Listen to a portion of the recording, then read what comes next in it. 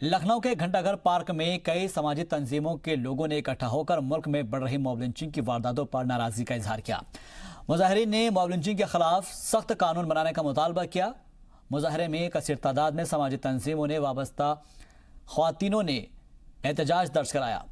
मुजाहिरीन हाथों में तख्ती बैनर लेकर सैकड़ों की तादाद में पुराने लखनऊ के घंटाघर पार्क पर इकट्ठा हुए और एहतजाज दर्ज कराया कि मुसलमान कौन सा ऐसा प्रदेश है जहां नहीं मारा जा रहा है। इससे पहले अखलाक, पहलू खान, अफराजुल बंगाल में उसको काट के मार दिया गया। अब तबरेज़ को मारा गया झारखंड में। झारखंड में तो अति हो गई है। मुसलमानों को मारने वाला सबसे बड़ा स्टेट बन गया है झारखंड। लिहाजा इंडियन यूनियन मुस्लिम लीग ने कल संसद में स्थगन प्रस्ताव पेश किया है कि अब ये राजनीति बंद होनी चाहिए।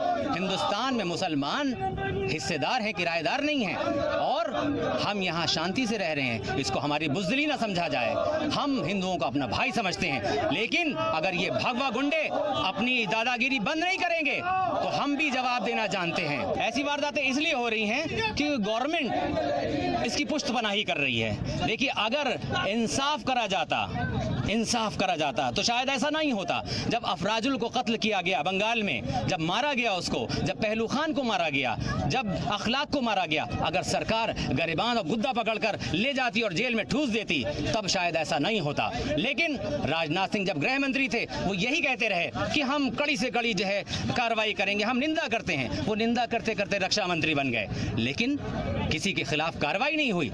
हमारी हुकूमत से मांग ये है कि जिस तरीके से ये मुसलसल लिंचिंग हो रही है, इसको रोकने के लिए सरकार एक कानून बनाए।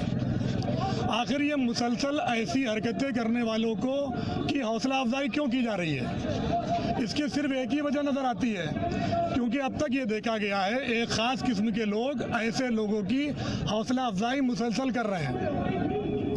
वो ये नहीं समझ रहे हैं कि इससे देश का कितना बड़ा नुकसान होगा। ये देश बढ़ जाएगा, लोगों के दिल बढ़ जाएंगे, और ये देश जो इतनी मोहब्बत से, प्यार से सजाया संवारा गया है, ये बिल्कुल बर्बाद हो जाएगा।